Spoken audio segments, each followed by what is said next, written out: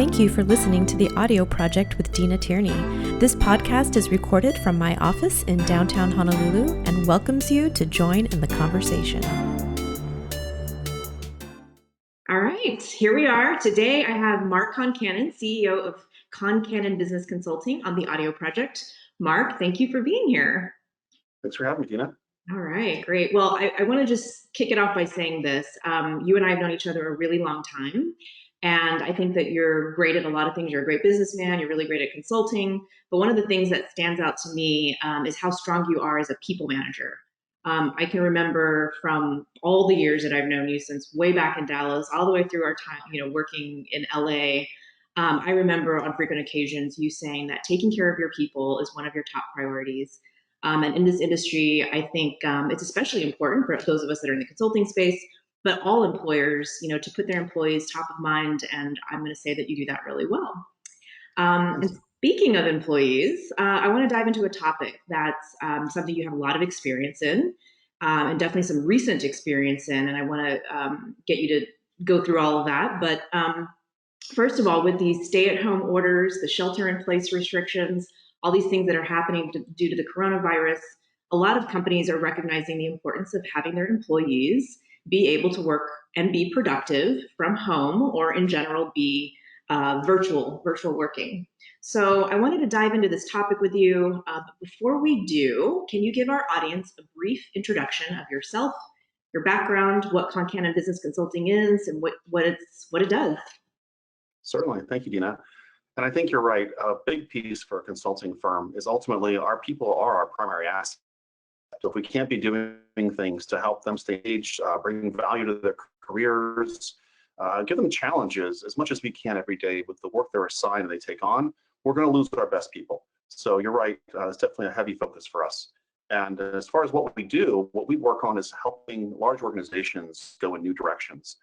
We've helped major telecoms, we've helped major automotive organizations, we've helped manufacturing companies when they decide there's something new.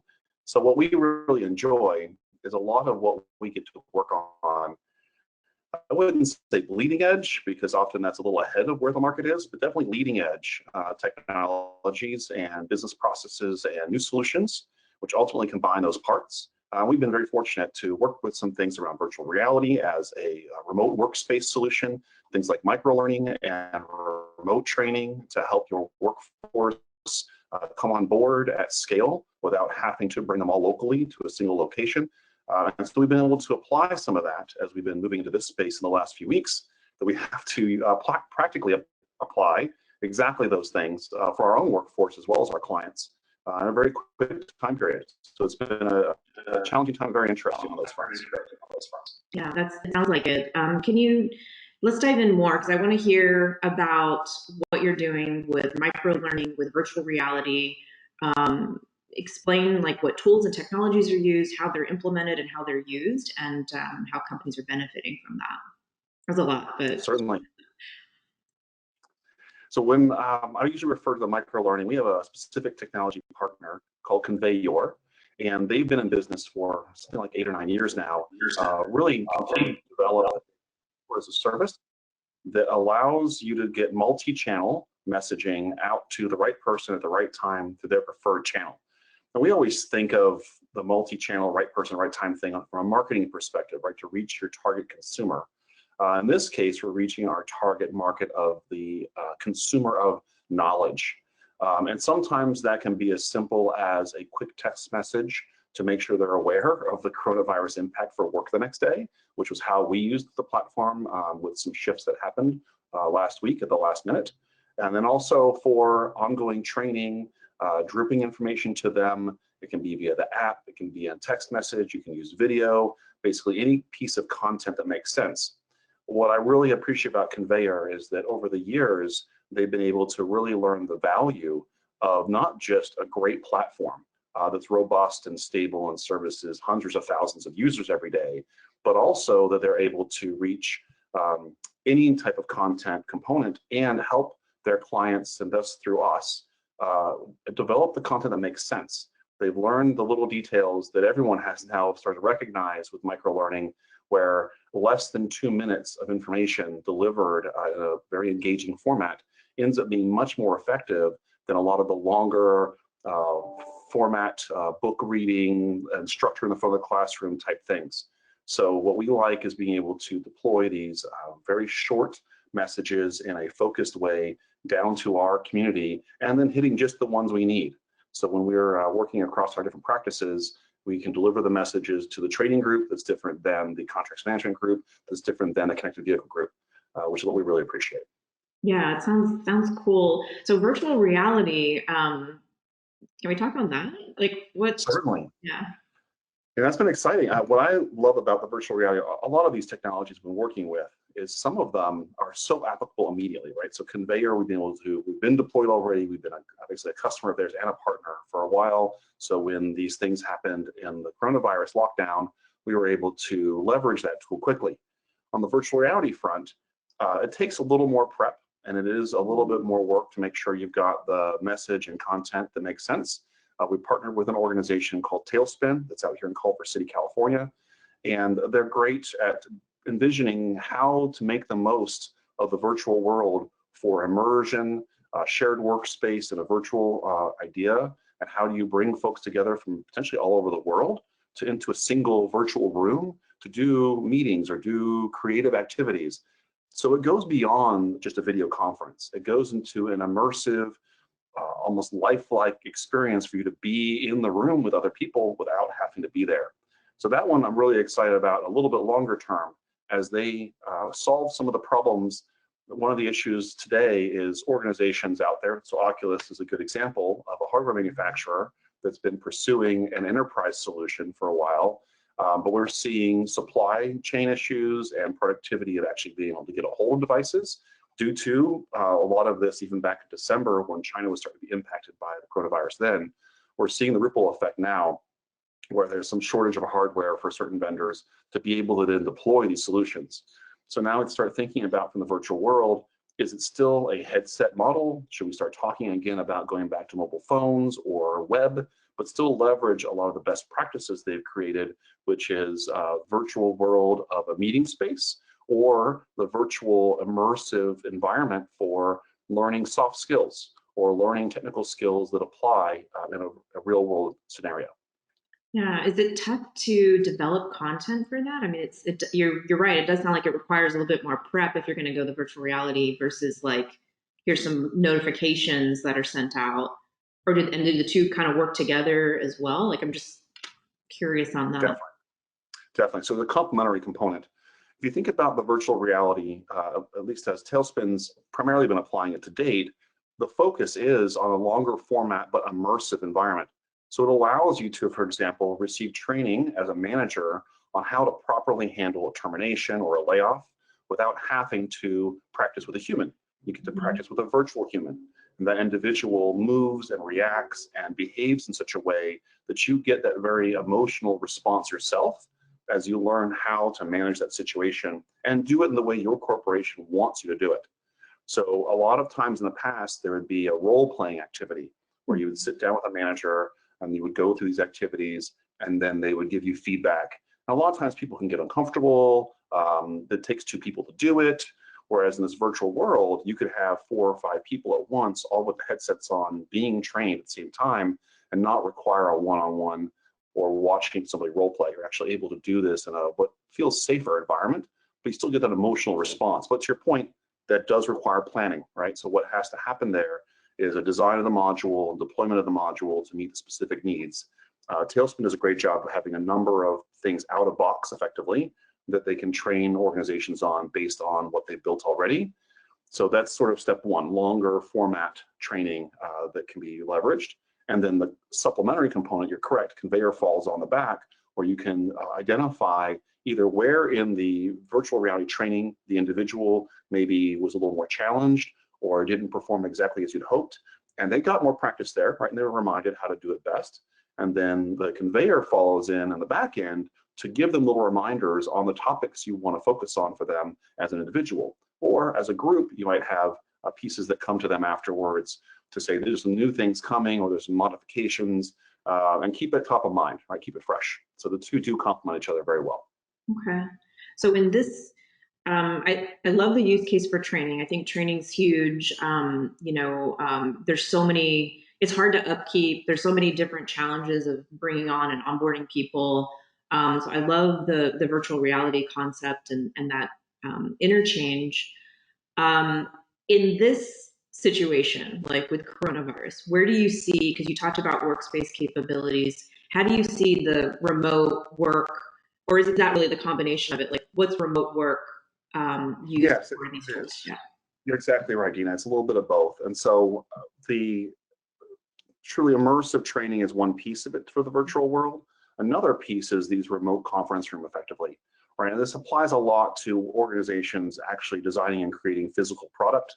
But it can also be something where you can pull people together into a virtual room and have a meeting that's a little more engaging than the flat screen of a video conference. And also, as we live more and more at the work at home, people make the jokes about your pajama dress for the conference calls, and not everybody wants to be on the videos. This doesn't only give you a level of privacy that still is engaging, but it also gives you that work from home anywhere in the world ability to meet. And in that virtual space, you can be in a conference room where people can move around and write on walls and interact and build a 3D product in the middle of the table. It gives you this much more immersive and engaging world while still allowing each person to engage themselves directly with the experience. So there's that spot that is about meetings, right? Then there's that spot that's about the long-term, long format training. And then there's another piece. An organization like Conveyor doesn't just deliver information like a one-time, I'm going to teach you a little bit more about one topic. And maybe it's a software product update and you want to make sure your sales team's aware, right? So you could leverage Conveyor to push out a 2-minute update on something about your product. But it's also has the business rules to say, I've just had a new employee start. What is their role in the organization? Let's immediately give them the welcome message from the president. Okay, now let's follow that up with some content that's specific to their job role and give them a structured capability inside the app to say, here are the 15 things we want you to finish yourself, self-paced training over the course of the next 3 days. Not only then does it control what they get and targets to them based on their job or other business logic, but also tracks their progress, how fast they went through it, how well they did on tests afterwards, and follow-up questions if you want to keep reinforcing what maybe they struggle with a little bit more. So it's that ongoing learning in a controlled format and the cross-channel. And then lastly, communication. So what you'll have sometimes is that an individual running a department or division might have some information that they just want to share a little text message or blurb to their team. They can push that out with basically a push of a button to all the targeted team members it applies to. So it's messaging as well as content, as well as the meetings, as well as long format training in this immersive way is a lot of why we've been partnering up with these organizations to bring it all together. Yeah, that sounds very cool. And you do have the firsthand experience because you've been working with your team remotely for, I mean, we've all been working, I feel like, in technology with remote teams for quite some time. And, I have a remote team, you have a remote team, so you're using these tools. I think you told me just the other day that you use Conveyor to send out a communication to the team about some changes, related to coronavirus that they needed to be aware of. So handy, that worked out. Very convenient. Yeah. So, what are some of the biggest challenges that you see clients facing when they start moving towards these models, whether it be these specific tool sets, but just in more broader senses, enabling and being prepared for that flexible remote employee experience? Well, there's two areas I feel like we really face challenges, and it's not about technology. It's about people and culture. Yeah. So the first one I feel like is the culture of leadership. You need to understand as an organization, we look at some of the experiments bigger companies are running these days, like Microsoft in Japan, looking at the 4-day work week. Those are the types of things I think we're really going to see the payoff for team members, employees, getting reach of the types of skill set and candidate you can get for sometimes a lower price, or more importantly, maybe a skill you couldn't get in your local market. We're going through some of that right now with our team in Texas, that there's some needs that a client have, and there isn't really an opportunity for that particular skill set in that market. And so we have to go broader. So you have the cultural acceptance. Some of our clients are very much someone that can think, hey, if I don't see the person at the desk today, it must not be working, which isn't necessarily the truth, right? A lot of times people are very productive at home or remotely. So I think it's a cultural piece first. Secondly, not so minor item, and it's been getting a lot of maybe attention recently, is security. But I think as we manage our home networks and our home environments and keep track of that, that's also a very relevant point. You know, that if we're going to be more and more having very sensitive information accessible by our team members remotely, we've got to make sure their environment's set up to our standards. Yeah, that's a very fair point. Definitely needs to be considered. I like how you brought it back to the people thing, because I think that's true. Like going back to the beginning and people management, at the end of the day, there's still a person behind all that technology. There's still a person, you know, who has to be reliable and operate with accountability, and being remote and using this technology, you know, can help them be empowered or can prohibit them, you know, in some respects, but it amplifies, you know, some aspects of what's going on. It's funny that we're talking about this, because with coronavirus, I just had like a little rant with someone recently about different people, business owners. It's usually a business owner or a business leader who's kind of expressing the frustrations that are made. And you see all the jokes, like you said, about the pajamas, and then you see like people with wine glasses like behind the computer, and you know, and then you see like the Netflix on, and you sort of sit back and one, you know, as an employer, I mean, over the years, I've had a lot of remote employees, and sometimes I remember just recently I had one of my Denver people in the office in Honolulu, and my client came in. We had a meeting. He left, and but I was introducing people. He's like, "Oh, you're in Colorado," and then it was like this opened this door of like, "How do you manage that, Deena? Like all these concerns about like, you know, how do you make sure?" And I've had multiple business owners come to me and ask, like, "How do you manage that?" So coming back to the people side of it, are there tech tools and techniques just managing people? Because the technology can be set up, but you're right, there's a people aspect to this. Any thoughts? I mean, your experience in this space, you had a remote team for, you know, a fair amount of time. Since we've been instantiated in 06, we've always had some portion of remote teams. So I think you're absolutely right. So number one, the recruiting process, you know, making sure that you're finding people that take personal accountability and have pride in the outcomes of what they've done in the past and what they're going to do for you. Ultimately, the culture starts with the recruiting. So making sure that you have individuals that are helping you attract, and retain folks that take accountability for their work is a core piece. There are technologies, whether it be Slack or Teams or other ways you can monitor to make sure folks are online. But in my mind, if you have a workforce that you're micromanaging in that way, you have to like track how many hours they're logged in green light on a Slack or something. I think you've really missed the point. I think the culture has to be, I'm going to hold you accountable to be in the meetings you're supposed to be in. I'm going to hold you accountable for the deliverables you owe. I'm going to hold you accountable for your responsiveness. And if you really find people that have that level of professionalism, you're going to find the success, and you'll find you're not worrying about how often their light is green. They're always available for you when you need them. Yeah. And when they're not, they're back to you quickly and getting the things done you need. I think that's ultimately the focus, is the culture of the leadership, focusing on outcomes and less about the metrics of how often your light's green. Yeah, I absolutely agree. I mean, it's funny because I've had, and maybe you can have, you know, you have some stories about this too, but I have had people who also are just not, they really struggle with that transition. I think it's attractive at the beginning when you're recruiting. They're like, yeah, I can do this and blah, blah, blah. And then like we start going and I'm realizing like, wow, they're really struggling with this change. And, you know, sometimes it's just not a fit for the day to day. But I don't know if you have any stories to share on that topic. Absolutely. And so that comes back to a little bit of the recruiting process. If they haven't had experience, some of the things we'll ask about is what is their aptitude for applying their own structure? You know, how is it that they like to manage their own day?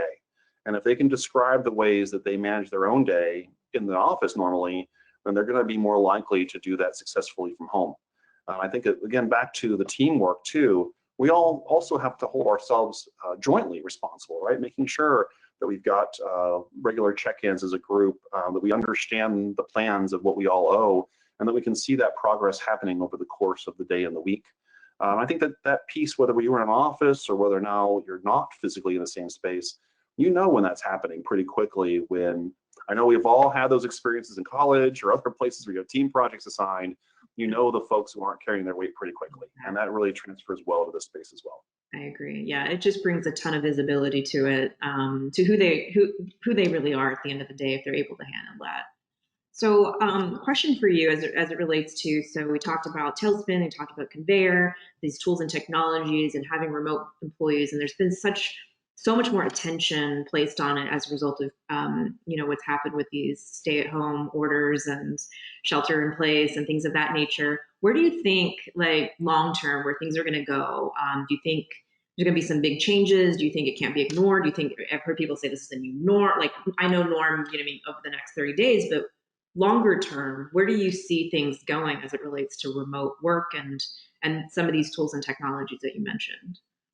Absolutely believe that what many organizations, we've had pressure in the United States really for well over a decade as we've looked at offshoring certain skill sets and leaned on other countries like India or China or other places. And even now we're looking at the Ukraine or South America. How can we get a lower cost workforce somewhere else? I really believe that there's the value of getting a lower cost workforce here. And I think that we can do that by leveraging some of these technologies. If we can allow people to live in areas they desire that cost them less, they can then work with us as a country with a lower cost structure as well. So I think one piece is recognizing that the American workforce is going to want to, the leadership in America, I believe, is going to want to see more workforce here. I think they're going to continue to be looking for a lower cost workforce. And I think as you remove the overhead, I've seen some statistics around being able to deploy a good solution for someone to work from home for something in the thousands of dollars, like $2,000 or $3,000 a year in costs with internet and things along these lines being leveraged. Whereas the overhead for in the office, providing them coffee, the powering capabilities locally, that they're all together, workspace is being provided, it's in the tens of thousands sometimes, depending on where you are, to provide the same level of capability. So you take that math very quickly and scale it across thousands of people in your workforce, and there's a huge potential savings to do this effectively. So I think this is a good sample where we're going to see how productive can people still be. We're definitely impacted right now. A lot, again, culture and tools were not necessarily deployed ahead of time. So a lot of it is still conference calls, a lot of meetings via video that has problems, challenges. Not everyone's familiar with all the complex capabilities of these tools. Things like Zoom and GoToMeeting are actually pretty powerful and have some pieces that we don't always leverage. So I think as we look at that and people get a little bit smarter about it in the short term, I think we're going to see a lot of go back to the office and try to return to things as usual. But I think when the businesses go measure what happened while this was going on, they'll quickly see there's huge ROI in making small investments. When you think about the dollars they spend on real estate and other overhead today, a fraction of that would buy you great outputs remotely and moving parts of the workforce that direction. Yeah, agree. I agree with you. I think we're going to see some changes. I think if nothing else, I think the acknowledgement that they need to have the flexibility in place. Because you're right, because there's some, like we were just talking about the recruiting aspect, like there are some people that were not recruited for remote and now all of a sudden they're working remote. So, there's an aspect of that that's got to kind of even out. But I think, there are a lot of, employers, at least that I'm aware of, that are like, wow, at least being ready for that flexibility, and maybe longer term, it starts to become more embedded and baked into it. The flexibility is needed. And you're right, like the security aspect, like some of the people that I've talked to, it's not just we're so fortunate because we're always on the go. We got our laptops, we're always running around, but having laptops and then getting VPN and like the security setup, that takes some effort. But I agree with you. I think it's gonna create the requirement for minimum the flexibility to do so, and then we'll have to even out those people aspects that may not be matching. But and that'll be something that we've always had cultural challenges in organizations, that there are those that aren't good at being in the office at the same time as everyone else, or folks that like to take longer lunches, or we've always had some cultural components that we fight. We're going to have that here too. It's just going to be different. 100%. That's a great point. Okay, well, good. We're going to wind things down. There's a question of the day that I'd like to ask you. I'm doing this. Our company has taken the Pledge 1%, which essentially means that we're giving back 1% of our time to help inspire youth to pursue careers in technology. And so related to that, I've kind of been gathering up from those that are respected IT professionals such as yourself and business leaders. What is your best advice that you would have for students who may be interested in pursuing a career in technology? Sure. Well, I think the first thing is there's a balance of early adoption and involvement of technology in your personal life. So for example, for better or worse, I have allowed my daughter at 7 years old to begin access to virtual reality headsets and things along those lines as a result of as part of my work. And so we're seeing her adapt very quickly to some of these things. Probably too early, but I think what we reinforce for her, and obviously this 7-year-old is different than what I would advise a high schooler or someone in college, but the point being, it's not all about the tech. So remember, much like today's conversation, yes, Conveyor is a great tool, Tailspin's got some great solutions, there's some great capabilities in those areas, but the people are the point. So I think one, it is definitely find the pieces of the technology that create passion for you and pursue those. But remember, the people are ultimately the point too. So someone either has to be a user of your product, or you have to interact with someone to develop the product. Getting those interpersonal skills can't be lost just because technology is something of a passion for you. That is very sage advice. Thank you very much. All right, Mark, thanks for your time today. Thank you, Deena. Okay.